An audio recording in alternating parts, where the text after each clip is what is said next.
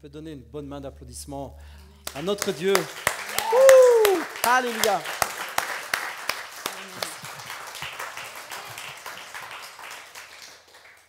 Waouh. Je vous souhaite une bonne fête de Pentecôte. Vous savez, la Pentecôte aujourd'hui, demain. Joyeuse fête. C'est sans doute d'ailleurs une des fêtes les plus marquantes pour nous, n'est-ce pas? Pâques et Pentecôte, c'est vraiment extraordinaire. Après, il y a évidemment Noël qu'on aime beaucoup et qui est extraordinaire. En fait, toutes les fêtes chrétiennes sont des fêtes extraordinaires, mais la Pentecôte, c'est vrai, c'est quelque chose de fort. Et ça représente, je pense, assez bien ce que nous voulons les uns et les autres. Un renouveau. Le Saint-Esprit, ce jour-là, la Bible nous dit que ce jour-là, le Saint-Esprit a été répandu. C'était promis depuis des centaines d'années. À travers les écrits des prophètes, nous voyons que c'était promis depuis des centaines d'années. Dieu avait promis qu'à un moment donné, il allait en quelque sorte ouvrir les vannes du ciel. Il allait ouvrir les portes du ciel, les fenêtres du ciel, les écluses des cieux. Prenez ce que vous voulez. Et répandre la vie avec abondance. Une vie extraordinaire. Et c'est extraordinaire, c'est vraiment fou. Il est dit dans les prophètes, il est dit ceci, que Dieu va envoyer son esprit sur toute chair, sur tout le monde.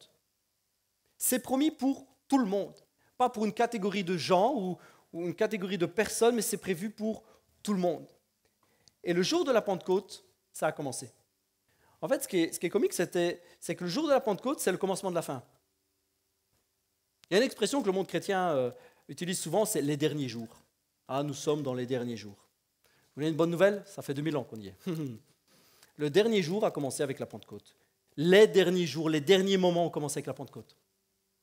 C'était la dernière grande étape. Ah, Dieu avait promis d'envoyer son esprit sur toute chair. Il avait promis de venir et de faire de chaque être humain son habitation. Pour celui, évidemment, qui le veut. Ce n'est pas quelque chose de forcé. Dieu n'est pas un voleur. Il ne vient pas, il ne défonce pas la porte en disant « c'est moi que je rentre et dégage de là ». Non, il vient et il demande s'il peut rentrer, évidemment. Mais pour tous ceux qui l'acceptent et pour tous ceux qui le veulent, Dieu a promis, il avait promis et puis il l'a fait. Il a dit « je vais venir habiter dans l'être humain ». Non seulement il est déjà venu en tant que fils, il est venu sur terre, Dieu parmi les hommes, Emmanuel, mais il a poussé le bouchon plus loin, il a dit « j'irai jusqu'à vivre dans le cœur de chacun ». Et ça a commencé le jour de la Pentecôte. Et vous savez quoi? Ça ne s'est jamais arrêté. Ce qui nous amène à une question assez épineuse. Comment ça se fait qu'on doit demander des réveils d'abord? Comment ça se fait qu'on doit demander des réveils, puisqu'en fait le réveil a commencé et n'a logiquement jamais été arrêté? Fameuse question. Je suis sûr que moi, c'est une question qui me tire le pin, comme on dit chez nous. Ça me fait réfléchir. Comment ça se fait que le réveil de la Pentecôte a commencé il y a plus ou moins 2000 ans? On arrondit, hein. Vous venez pas me dire que oui, c'est pas tout à fait 2000, pasteur Miguel. Bon, soyez pas tautins. Plus ou moins 2000, à quelques années près, le réveil a commencé. La Pentecôte, boum, est tombée. Et ce qui est sûr, ça j'en suis convaincu, c'est certain, Dieu n'est jamais revenu en arrière de ce qu'il a fait. Vous êtes OK quand même avec ça? Dieu ne revient pas. La Bible nous dit que Dieu ne se repent pas. Il ne revient pas en arrière des dons qu'il accorde, des bénédictions qu'il accorde. Il ne revient pas en arrière de cela. Quand Dieu décide de bénir quelqu'un, quand Dieu bénit quelqu'un, il a calculé son coût. Et quand Dieu a ouvert les vannes à la Pentecôte, il avait calculé son coût, c'était sûr et certain. Il a ouvert les vannes et il ne les a jamais fermées. Ce qui nous amène à la question, comment ça se fait qu'on est obligé de demander le réveil? Parce qu'on le veut, le réveil. On dit, oh, on veut vivre. D'ailleurs, je l'ai dit tout à l'heure en priant.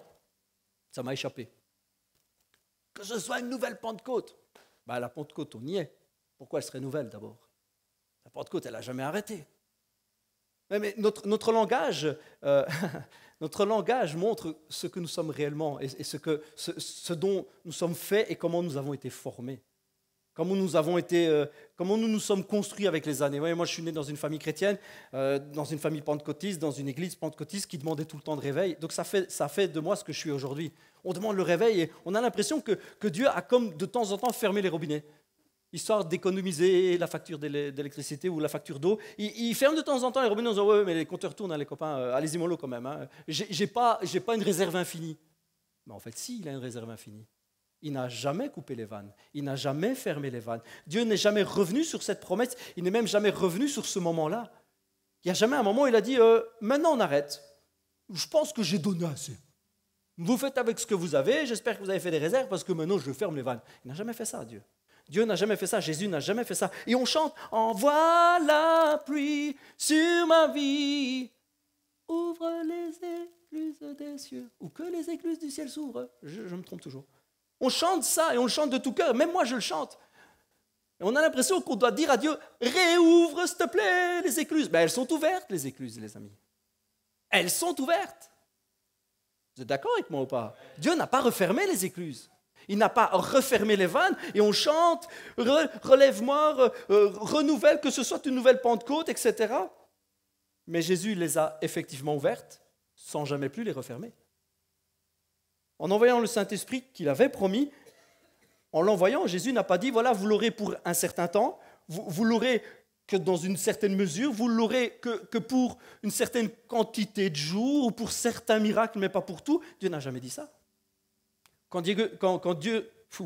Diego aussi, elle est bien, mais quand Dieu a envoyé le Saint-Esprit, quand Jésus est monté au Père pour qu'il envoie le Saint-Esprit, il a dit « Il va demeurer avec vous ». Le verbe est demeurer. Ce n'est pas « il va venir un moment et puis se tailler ensuite », c'est demeurer, être pour toujours. Il sera avec vous, sur vous, en vous, autour de vous. C'est une promesse. Alors comment ça se fait que nous ne voyons pas le réveil? Ou du moins, nous n'en voyons pas les fruits. Je prêchais il y a 2 semaines, on était ici d'ailleurs, je prêchais sur le prix du réveil. Costa, ça coûte. Cher, expensive. Bonne qualité, pas cher. Ouais, c'est cher en fait. Et je prêchais sur ça en vous disant, il y a un prix au réveil. Est-ce que nous sommes prêts à accepter ce prix? C'est vrai qu'en prêchant, en général, tout le monde fait « Ouais, je veux payer le prix. Ouais, je veux bien. » Et puis quand ça commence à faire un peu de bruit, il y en a qui font « Wow. Oui, mais pas ça. » Le réveil, ça fait du bruit.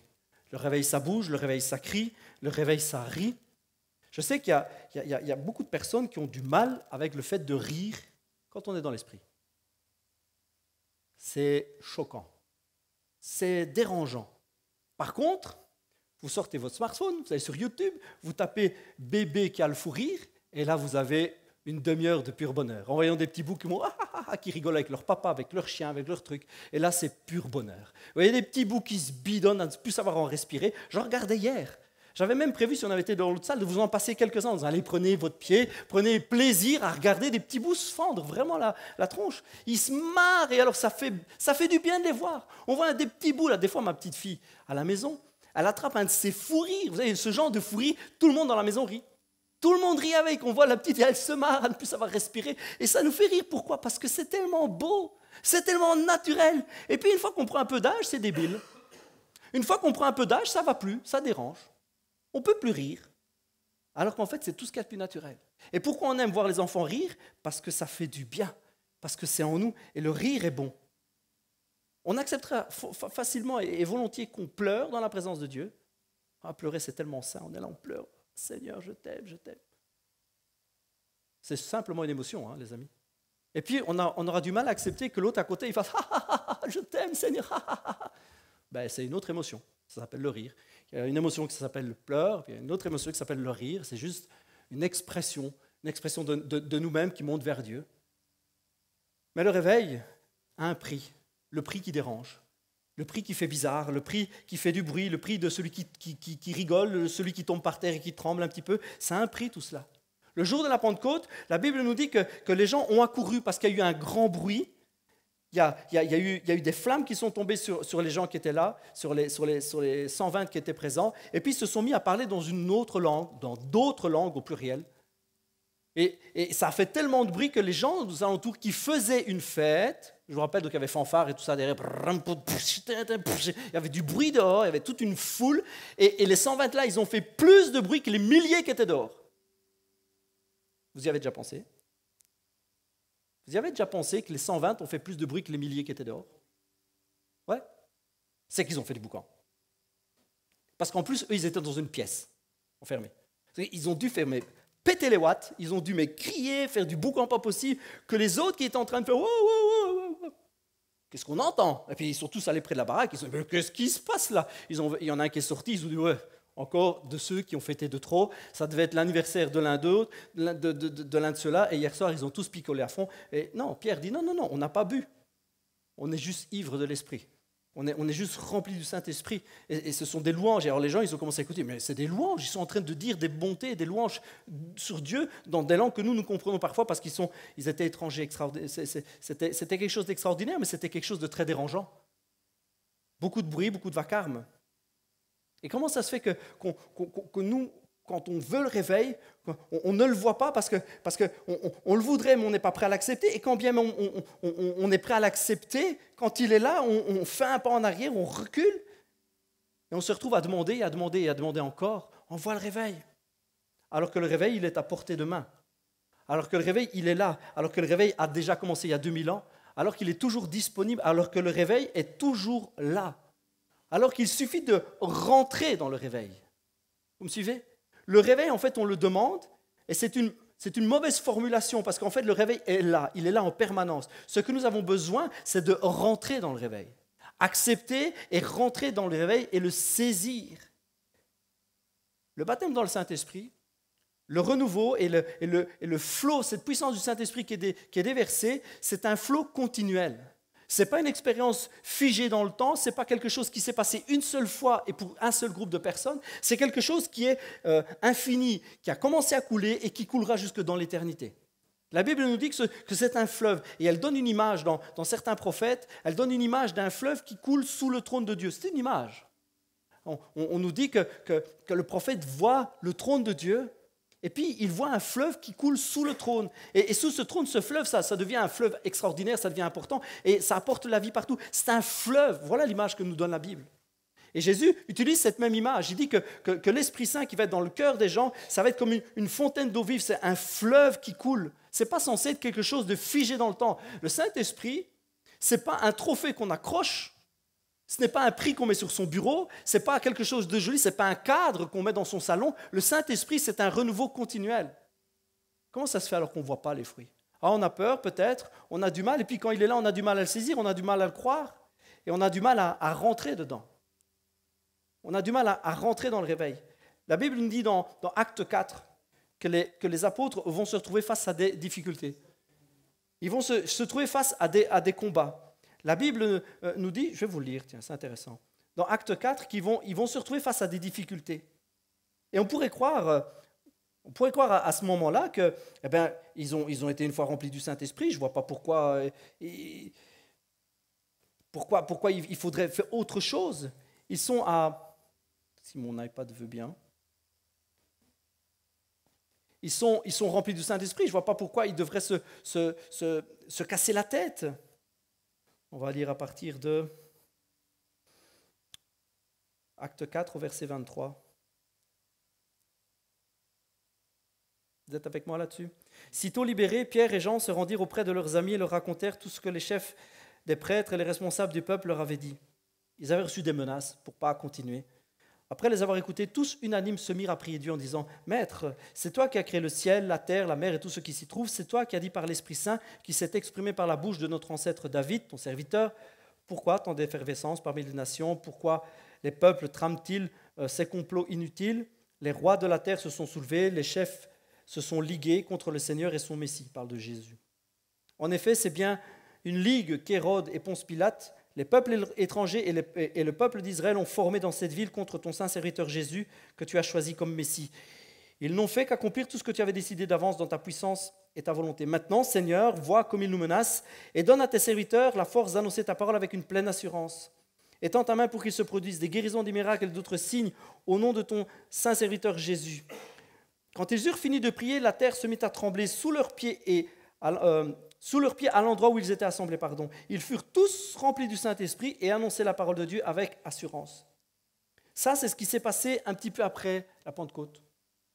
Alors qu'à la Pentecôte, ce sont des flammes qui sont descendues, il y a eu un vent violent, ça a fait beaucoup de bruit, ils se sont mis à parler dans d'autres langues.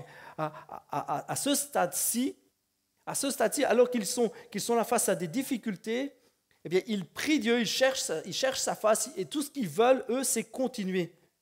Ce qu'ils vont dire dans leur prière, c'est donne-nous de continuer.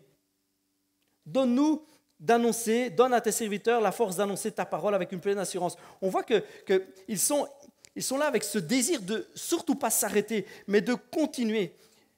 Je pense qu'ils ont conscience qu'ils sont rentrés dans un réveil, dans une vie, ils sont rentrés dans un fleuve de vie et ils ne veulent pas que ça s'arrête. Et ils disent à Dieu, permets-nous juste de continuer à vivre comme cela. Permets-nous de continuer à vivre ce réveil. Ils ont commencé à vivre quelque chose d'extraordinaire. Alors qu'ils suivaient Jésus pendant des années, là ils se retrouvent sans Jésus, mais avec le Saint-Esprit maintenant. Le Saint-Esprit est devenu leur meilleur copain. Ils font des choses extraordinaires avec lui. Le Saint-Esprit opère des miracles. Il y a des gens qui commencent à être guéris. Il y a des choses extraordinaires qui se passent. Il y a des milliers et des milliers de personnes qui commencent à venir à la foi chrétienne. Ils sont touchés. Ils ont ce réveil. Le réveil que nous on veut, qu'on cherche, ils l'ont. Oh, vous êtes avec moi quand même sur ce coup-là. Des milliers de gens sont touchés, sont convaincus qu'ils doivent venir à la foi, ils sont là comme pressés par une force intérieure, comme l'Esprit les pousse à se repentir, la vraie repentance. Pas à faire la liste de leurs péchés, puis à se taper le dos en disant « je suis mauvais ». Non, le désir profond et sincère de changer, demander pardon de ses péchés, puis vouloir changer, vouloir que Dieu change. Ils veulent être différents, ils ont ce vrai désir, et c'est des milliers qui viennent. La Bible nous dit que ce sont des milliers qui viennent à la foi chrétienne. Chaque jour, Dieu ajoutait des personnes. Et ce n'était pas par petit groupe de 20. Vous me suivez? Ce n'était pas par petit groupe de 20. À la fois où Pierre prêche, ce sont des milliers de gens. Des milliers de gens qui sont touchés parce que les vannes du ciel sont ouvertes, parce qu'ils sont en feu, parce qu'ils ont été touchés, complètement imbibés, saturés. C'est ce que le mot d'ailleurs baptisé veut dire. C'est plonger, immerger jusqu'à saturation. Il faut que l'être entier soit saturé de la présence de Dieu. C'est ça le terme baptisé, baptizo en grec. C'est plonger afin d'être saturé. Ce n'est pas juste une petite goutte sur le front pour le baptême d'eau par exemple. C'est vraiment immerger dedans, plonger dedans. Le Saint-Esprit, c'est la même chose. Le terme baptizo, c'est vraiment plonger dedans. J'ai fait une fois une recherche sur ce mot-là, c'était rigolo parce qu'on a retrouvé des termes. Ce mot-là, on l'a retrouvé dans des vieux textes grecs pour la recette des cornichons. Je vous assure. C'est véridique, hein, j'ai fait des recherches là-dessus. C'est un terme qu'on utilisait, c'est un terme qu'on prenait dans les recettes et dans la cuisine en fait. Et on explique que j'ai trouvé une vieille recette comme ça, c'est traduit, moi je ne l'ai pas traduit moi-même évidemment, une vieille recette de cornichons où on disait qu'il fallait qu'il soit baptiso dans le vinaigre un certain temps. Le but était qu'il soit saturé et qu'il attrape le goût de ce milieu-là. Après, quand on le retire, il est toujours de ce goût-là. Il est complètement saturé, il est presque transformé, c'est comme si sa nature même avait changé. Il est imprégné du goût. C'est l'idée avec le Saint-Esprit. C'est qu'il soit tellement autour de nous, en nous, sur nous, qu'on soit imprégné de son goût et que partout où on va, comme un bon cornichon du Saint-Esprit, eh bien on laisse le goût, l'odeur, le parfum. Si vous n'aimez pas les cornichons, tant pis. Moi, j'aime pas. Hein, moi non plus, j'ai jamais aimé ça. Dans les hamburgers, je les retire toujours, j'aime pas ça. Saturé de sa présence. Et les disciples, à ce moment-là, dans Acte 4, ils sont rentrés dans cette vie-là. Comprenez qu'ils sont rentrés dans une vie qu'ils n'avaient jamais connue auparavant. Ils l'avaient vue, mais ils ne l'avaient jamais vraiment connue. Comprenez qu'avec Jésus, ils ont vu ça. Ils ont vu Jésus faire des tas de choses. Et puis Jésus les a envoyés. Ils ont eux-mêmes fait des choses, mais n'avaient jamais ressenti ce qu'ils ont ressenti ce jour-là.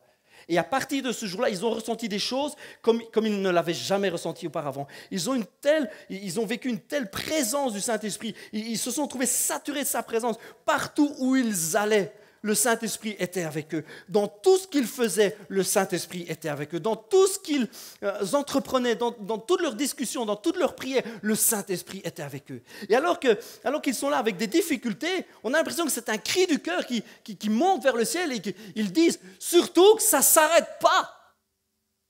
Il ne faut pas que ce réveil s'arrête. Vois, parce qu'avec leurs menaces, on serait encore capable de laisser tomber.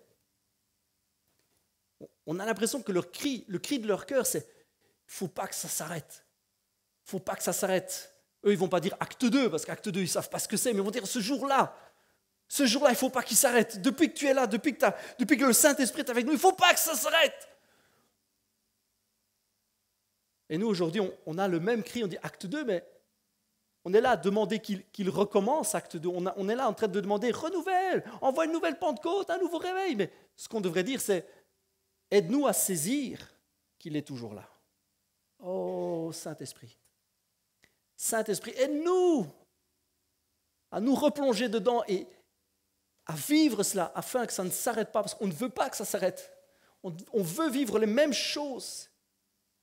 On demande le réveil alors que le réveil est disponible. On demande à Dieu d'ouvrir le ciel alors que le ciel est ouvert. On demande à Dieu d'envoyer la pluie alors qu'il pleut depuis 2000 ans, les amis. Il pleut depuis 2000 ans. Le Saint-Esprit est présent, il n'est jamais reparti. Il n'a jamais quitté. Et alors que nous sommes dans cette date de Pentecôte, on se rappelle le cri que nous devrions avoir. Je dis devrions, pas nous devons. Le cri que nous devrions avoir, c'est je veux rentrer dans ce réveil qui est disponible depuis 2000 ans. Je veux rentrer dedans. Je veux le saisir, je veux rentrer dans cette vie miraculeuse. Mais que faut-il alors? Qu'est-ce qu'ils ont eu, nos copains, comme cri de cœur? Qu'est-ce qu'ils ont demandé à Dieu dans acte 4? Qu'est-ce qu'ils ont demandé? Ils ont demandé la force pour l'évangile. Donne-nous, donne à tes serviteurs la force d'annoncer ta parole. Ta parole, ce n'est pas la Torah. Ce n'est pas ça qu'ils allaient annoncer de ville en village. De village en village et de maison en maison. Ce n'est pas la Torah qu'ils allaient annoncer. Ils allaient annoncer ce que Jésus leur avait dit. Allez annoncer la bonne nouvelle. Allez annoncer que je suis vivant. Et toutes ces paroles que je vous ai données maintenant, donnez-les aux autres. Tous ces miracles que vous m'avez vu faire, faites-le pour les autres. Allez, guérissez les malades, purifiez les lépreux, chassez les démons, ressuscitez les morts. Voilà ce que Jésus les envoie faire. Et voilà ce qu'il prie. Donne-nous de pouvoir continuer.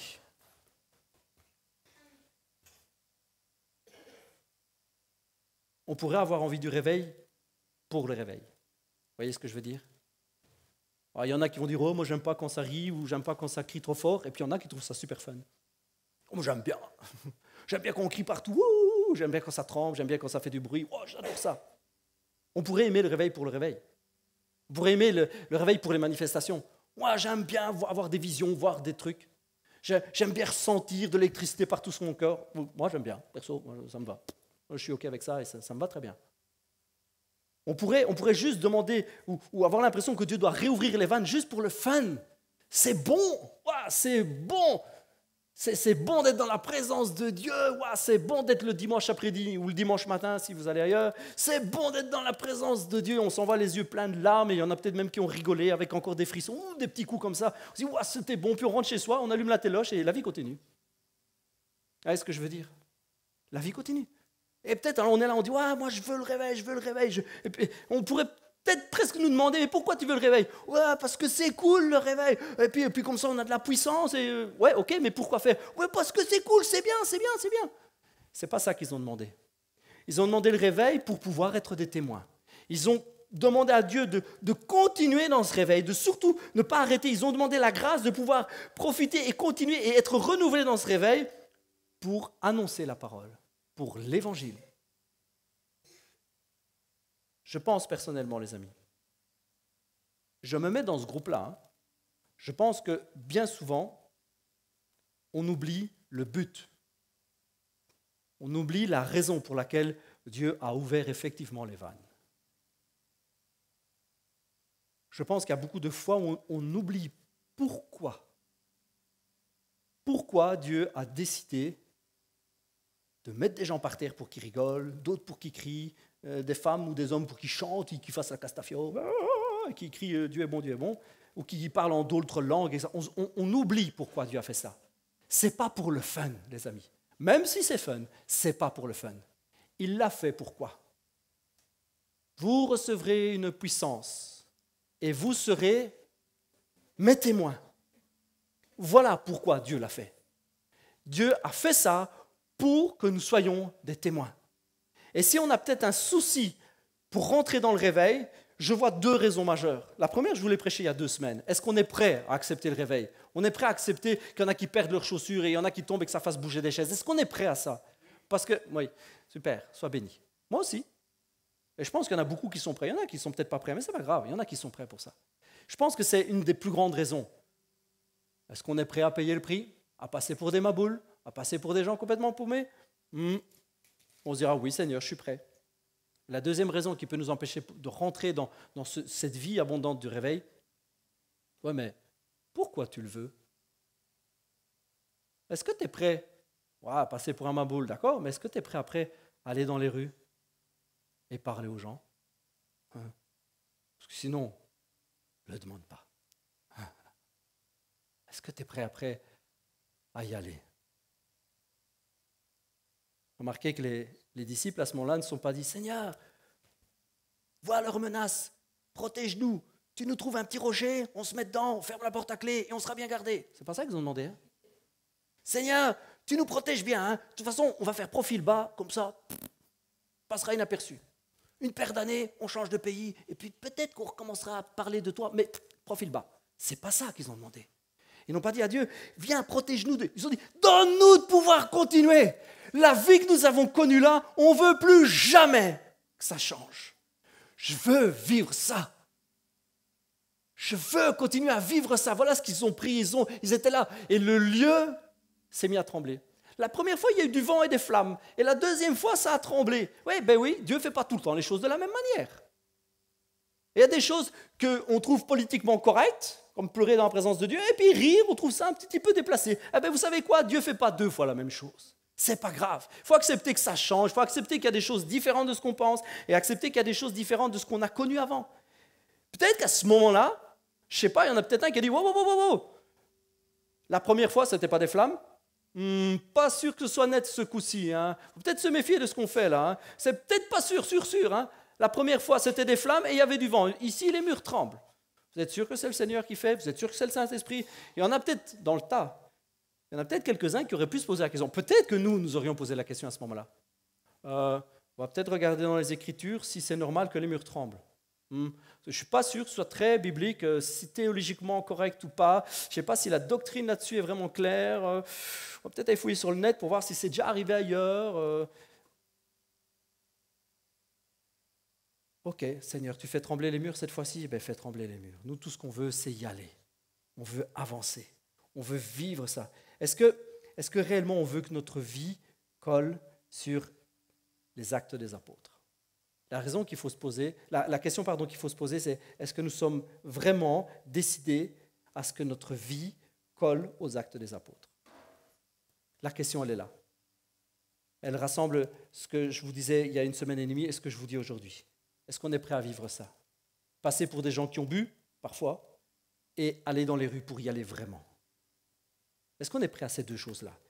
Parce que si on est prêt à ces 2 choses-là, alors oui, on ne va pas dire réenvoie un nouveau réveil, on va dire ok, permets-nous de rentrer dans ce réveil qui est disponible depuis 2000 ans.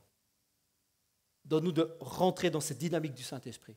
Donne-nous de rentrer dans cette vie de miracle et du miraculeux. Oui, je veux vivre des guérisons. Oui, je veux vivre des résurrections. Il y en a qui commencent à dire guérison, c'était déjà chaud, mais alors résurrection, oui, je veux les vivre. Oui, je veux vivre ça. Oui, je veux vivre que des gens qui sont complètement détruits physiquement soient restaurés. Oui, je veux vivre, et je l'ai lu, que des gens qui ont un bout en moins repoussent. Mais si Dieu il a créé Ève, qui devait être une très belle femme d'un bout de côtelette, oui, il peut faire repousser un bras, oui. Il a fait tout un corps avec une côtelette, il peut bien faire repousser un bras. Pourquoi il ne pourrait pas? Un bras, un orteil, un pied, je veux dire, c'est le même pour Dieu. Oui, je veux vivre ça. Je veux vivre des résurrections. Oui, je veux vivre des membres qui repoussent. Oui, je veux vivre l'évangile. Oui, je veux vivre cette vie-là. Je veux que ma vie, elle colle à ça.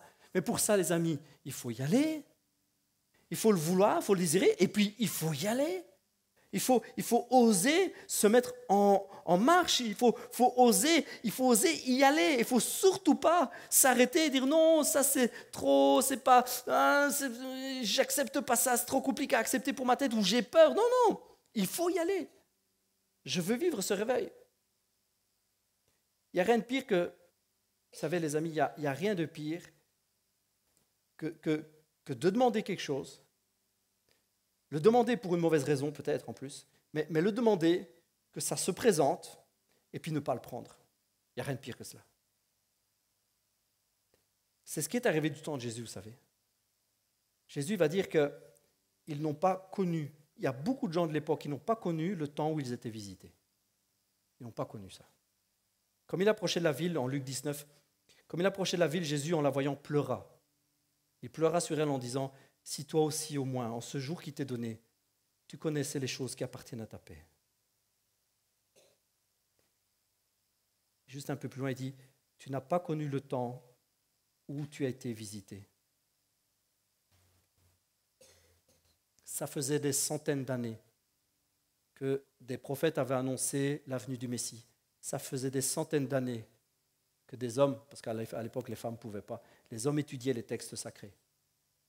Ils étudiaient, ils les connaissaient par cœur. Ça faisait des centaines d'années qu'ils levaient les mains et disaient « Bientôt, le Messie viendra, il nous rendra libres. Bientôt, bientôt, bientôt, bientôt. » Et ils ont voulu, ils ont désiré, ils ont demandé. Ils ont lu et relu et prié et reprié. Et puis Jésus est venu. Et ils ont continué à dire « Envoie le Messie !» Jésus était devant. « Je suis là, je suis là. Envoie le Messie. Envoie, envoie, envoie, envoie. » Mais il est là. Il est là maintenant. Il est là. Ils n'ont pas reconnu qu'il était là. Ne faisons pas la même erreur. On dit, envoie le réveil, envoie le réveil. Et puis le Saint-Esprit qui dit, mais je suis là. Je ne suis jamais reparti. Ça fait 2000 ans, je suis venu sur terre. J'ai commencé à me répandre et à vivre dans le cœur de tous ceux qui ont voulu de moi. Ça a remué beaucoup, ça a fait beaucoup de choses. Et puis ils sont partis, ils ont annoncé, ils ont été parfois mis en prison, mais ils ont continué à vivre dans ce feu continuel. Ils ont continué à vivre dans ce renouveau. Ils ont continué à vivre dans cette vie du Saint-Esprit. Ils ont continué à vivre ce réveil permanent. Je suis toujours là. C'est vrai qu'à des moments de l'histoire, ça a dû être réactivé. Pas parce que le Saint-Esprit n'était plus là, mais parce qu'on n'en avait plus conscience. Ça s'est fait tout le long de l'histoire, vous savez. Je sais que je suis embêtant avec les rires, hein, mais même les rires, ça s'est fait tout le long de l'histoire. J'ai eu des travaux assez intéressants de personnes qui sont vraiment des docteurs en théologie, hein, qui ont fait des recherches vraiment profondes. On le retrouve même dans l'Église catholique. Il y a des centaines d'années. Hein. La sainte jubilation. Bon, c'est un terme un peu pompeux, mais c'est comme ça qu'il l'appelait. La sainte jubilation. C'est pompeux, mais bon. Ça veut dire ce que ça veut dire. Des gens rigolaient dans l'esprit. Des gens rigolaient. En 1800 et des poussières, vous avez l'Armée du Salut. Je vous cite celui-là parce qu'il me vient à l'esprit. Avec William Booth, etc. J'ai lu des biographies, j'ai lu des bouquins sur William Booth. C'est excellent. Le travail qu'il a eu avec la mission chrétienne, qui est devenue plus tard l'Armée du Salut, etc. Et ils avaient des réunions annuelles, les grands comités. Ils étaient nombreux, ils étaient des milliers. Et j'ai lu des documents là-dessus. Où ils disaient qu'alors que certains pleuraient, d'autres rigolaient, se roulaient par terre. C'était un chaos complet. C'était dans tous les sens. Beaucoup de musique, beaucoup de trucs. En 1800 et des poussières, c'était déjà en 1870 ou 80, un truc comme ça. Hein. Un petit peu avant 1900, hein, William Booth. C'était déjà. Et puis le réveil de la Sousa Street, le réveil pentecôtiste, le fameux réveil pentecôtiste. Vous savez, c'est chaque fois des moments où des hommes, des femmes replongent dans ce qui est disponible. Parce que c'est toujours disponible, ça l'a toujours été, ça l'est encore.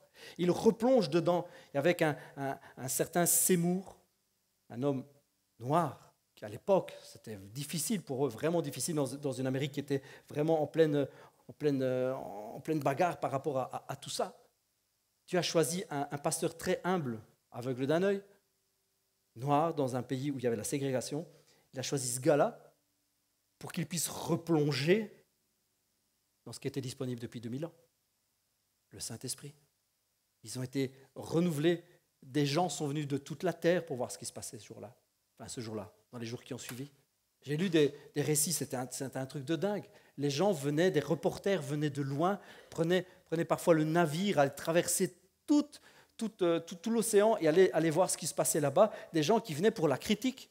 Ils venaient dire, moi, je vais aller voir ce que c'est et je vais vous dire. Je vais démonter tout le bazar. Moi, je vais vous prouver que ça n'a rien à voir de chrétien, tout ça. Moi, je vais vous montrer. Les gars rentraient et revenaient, ils étaient convertis. Hein. Ils rentraient, ils repartaient, ils parlaient en langue, etc. C'était fait. Hein. Trop tard, contaminé. Tac. Le gars est rentré dans la pièce, blablabla, il ressortait, c'était fini pour lui. J'ai lu des récits de fous. Et puis ça a continué de temps en temps. Il y a parfois ça ressurgit parce que c'est toujours disponible. Les derniers en date, les derniers qu'on connaît, les derniers qui sont tout près de nous, c'est Toronto, c'est Pensacola, c'est Brownsville. C'est tous des réveils. Alors oui, c'est toujours américain. Allez chercher l'erreur, mais c'est toujours américain. Peut-être parce qu'ils sont plus libres que nous. Enfin que soit. Et voilà, encore une fois, ça fait du bruit, ça dérange, c'est beaucoup montré du doigt, c'est jugé, non, on n'aime pas ça, on n'aime pas le bazar que Dieu fait. Et puis malgré tout, il y a des bonnes choses qui en sortent, énormément de bonnes choses. Tellement de ministères extraordinaires qui sont sortis de là, qui ont été touchés les nations. Pourquoi ? Parce qu'ils le demandent toujours pour une chose. Ils le demandent pour l'évangélisation, ils le demandent pour que des cœurs soient touchés. Ils demandent un renouveau dans le Saint-Esprit. Pourquoi ? Pour qu'ils puissent vivre enfin les actes des apôtres. Et on en est toujours là. On en est toujours là, les amis. On en est toujours là. On en est toujours à se retrouver dans Acte. Nous, on est toujours coincés dans Acte 4, vous voyez ? De temps en temps, il y en a qui vivent Acte 2, mais la plupart du temps, on vit Acte 4. C'est-à-dire, il y a des difficultés, il y a des problèmes, il y a des menaces, et on est au moment de la prière. On se dit, c'est difficile à cette époque-ci de parler de Jésus autour de nous. Difficile parce qu'on risque de perdre son job, on risque de se faire incendier sur Facebook, on risque de ne plus être copain avec sa famille, etc. C'est chaud, c'est chaud de parler de Jésus. C'est chaud vraiment d'être des chrétiens aujourd'hui. Et on est là, on est comme dans Acte 4, on dit, pourquoi ils sont tous contre moi ? Pourquoi ils sont tous d'accord pour être contre moi ? Pourquoi est-ce que j'ai l'impression de devoir me battre contre le monde entier ? Pourquoi c'est si dur d'être chrétien ? Et on peut se retrouver là et se retrouver coincé là. Où on peut prendre vraiment Acte 4 et vivre Acte 4 en disant « Saint-Esprit, permets-moi de rentrer dans cette rivière qui n'a jamais tari. Permets-moi aujourd'hui de reprendre force pour être un vrai témoin. Permets-moi aujourd'hui de me plonger dans ce réveil qui n'a jamais pris fin. Permets-moi de me plonger dedans, de le saisir. Oui, je suis prêt, comme je le prêchais il y a 2 semaines, à payer le prix. Oui, je paierai le prix. Oui, je suis prêt à accepter qu'on rigole de moi. Oui, je suis prêt à accepter de passer pour un fou. Oui, je suis prêt. Mais je veux absolument vivre cette vie-là. Je veux me plonger, je veux vivre ce réveil continuel. Oui, on peut. Et nous sommes là, Acte 4, et nous sommes devant le choix. Je veux vivre l'évangile. Quand je dis je veux vivre l'évangile, je veux vivre le vrai évangile. L'évangile, ce n'est pas le dimanche. Parfois, tu entends une étude biblique 2 semaines, et encore, pour les plus courageux. Peut-être de temps en temps, prier un petit peu avant d'aller faire dodo, ou prier pour la nourriture. Ça, c'est vraiment chrétien aussi, ça. On prie pour le repas. On ne sait jamais que notre femme aurait essayé de nous empoisonner, donc on prie pour le repas. Bénis ce repas, bénis ce repas, bénis ce repas. C'est bien, continue à prier pour avant de manger, c'est super. Mais voilà, c'est pas ça la vie chrétienne, vous comprenez ? C'est pas ça. C'est pas juste ça. Ou de temps en temps, qu'on a un gros coup de cœur pour quelqu'un, on dit « Oh, je t'en prie, bénis-le, Père, bénis-le, bénis-le », et puis on ne fait rien. Moi, je me retrouve dans Acte 4, je suis là à genoux devant mon Père, et je dis « Papa, je veux vivre ça. Je veux me plonger dans ce réveil. » Je vois que ça commence, je vois qu'il y a des choses qui ressortent, je vois qu'il y en a qui sont de plus en plus motivés, je vois qu'il y a des manifestations du Saint-Esprit. Mais je ne veux pas les manifestations pour les manifestations. Je ne veux pas que ça fasse du bruit pour que ça fasse du bruit. Je veux te laisser faire. Donc si tu as envie de me balancer par terre, balance-moi par terre. Ça me va. Mais ce que je veux, c'est vivre l'évangile au quotidien. Ce que je veux, c'est vivre les miracles au quotidien. Je veux pouvoir aller, que ce soit à la salle de sport, que ce soit à la gare, je peux pouvoir croiser quelqu'un et dire « Hey gars, tu sais que Dieu t'aime, on t'a déjà dit que Jésus t'aimait. » La fois passée, j'ai fait ça avec un caissier, il m'a regardé tout bizarre. Il y avait des piercings partout. J'ai dit « C'est cool, j'en ai un aussi. » On vous a déjà dit que Jésus vous aimait ? Oui, il m'a regardé bizarre. Hein. Bip, bip. J'ai dit « Ouais, Jésus vous aime. » Bip.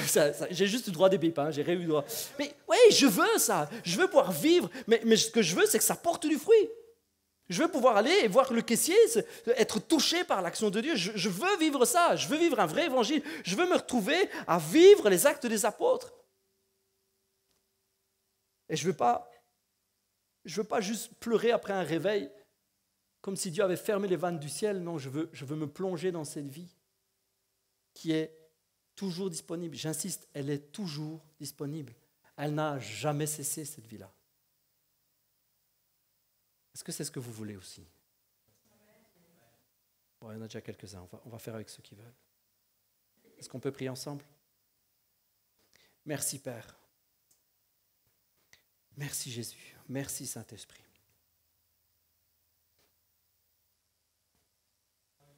Merci, merci, merci, merci, merci Jésus. Merci Saint-Esprit. Merci Jésus, parce que quand tu es monté auprès du Père, tu as promis que tu enverrais le Saint-Esprit. Merci parce que tu n'as pas mis de date de péremption sur cette promesse. Tu n'as pas dit que c'était seulement pour un moment. Tu n'as pas non plus fait une catégorie de personnes en disant ce ne sera que pour certains chrétiens, les meilleurs d'entre eux, la crème de la crème. Merci Jésus parce que tu l'as accordé pour chacun d'entre nous. Merci parce que tu n'es jamais, jamais, jamais revenu sur cette promesse. Alors que tu mourais sur la croix, la Bible nous dit que le voile a été déchiré. Il s'est déchiré, c'est fini, il n'y a plus de séparation. Alors que tu as envoyé le Saint-Esprit, la Bible nous dit que le Saint-Esprit a été déversé. Cette vie a commencé à déverser, ça coule comme du cœur du Père, ça coule comme un fleuve sous son trône. Cette vie s'est mise à couler. Merci Jésus parce que tu n'es jamais revenu sur cette promesse. Et nous croyons ici aujourd'hui, en 2018, que c'est encore pour nous.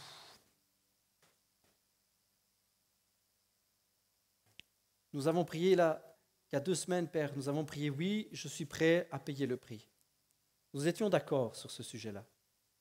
Nous étions tous d'accord en disant, oui, je suis prêt à payer le prix. Mais Père, tu vois que cet après-midi, nous nous mettons d'accord sur le but. Oui, nous sommes prêts à payer le prix, mais dans un but, Papa. C'est que l'Évangile soit répandu. Et la Bible nous dit que tu as tant aimé le monde que tu as donné ton Fils afin que nous soyons sauvés. Merci parce que ton amour poursuit un but. Ton amour n'est pas un amour sans but. Merci parce que ton amour a un but précis. C'est que nous soyons sauvés. Alors je te prie, comme ils ont prié en Acte 4. Et si cette fois-ci tu as envie de faire trembler les murs, fais trembler les murs. Si cette fois-ci tu as envie de faire autre chose, fais autre chose, Saint-Esprit. Mais ma prière, c'est que nous puissions, pour cela mon cœur pleure et je t'en supplie, que nous puissions annoncer ta parole. Pour que des multitudes connaissent ton amour. Que des multitudes, permets-nous de rentrer dans cette vie. Permets-nous de rentrer dans cette vie du Saint-Esprit où des multitudes sont touchées. Et comme dans Acte 4, Père, je te prie, étends ta main pour qu'il s'opère des guérisons, des miracles, des prodiges.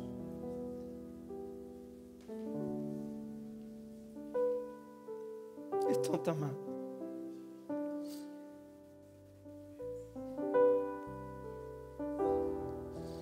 Nous voulons vivre cette vie-là. Nous voulons vivre les actes des apôtres. D'ailleurs, ça ne devrait pas s'appeler les actes des apôtres, ça devrait s'appeler simplement les actes. Parce qu'on est censé écrire notre nom dans ce bouquin-là. Seigneur Jésus, on est censé chacun, les uns après les autres, écrire une petite phrase dans ce livre en disant « Miguel, tel jour est allé là-bas prier, puis la personne a été guérie, puis elle a donné son cœur à Jésus. » On est censé voir le nom de tous les chrétiens dans ce livre-là. C'est notre livre. C'est censé être notre vie. Alors Saint-Esprit, ce que je te demande, comme ils t'ont demandé ce jour-là, donne-nous la force de le faire. Nous voulons nous plonger dans ce réveil. Nous voulons vivre un réveil puissant par le Saint-Esprit. Et je sais que nous allons y arriver. Je le ressens tellement fort. Nous allons vivre des moments de réveil extraordinaires. Parce qu'il est toujours disponible. Mais le plus beau de tous les miracles, le plus beau de tous les réveils, c'est de voir des milliers revenir à la repentance.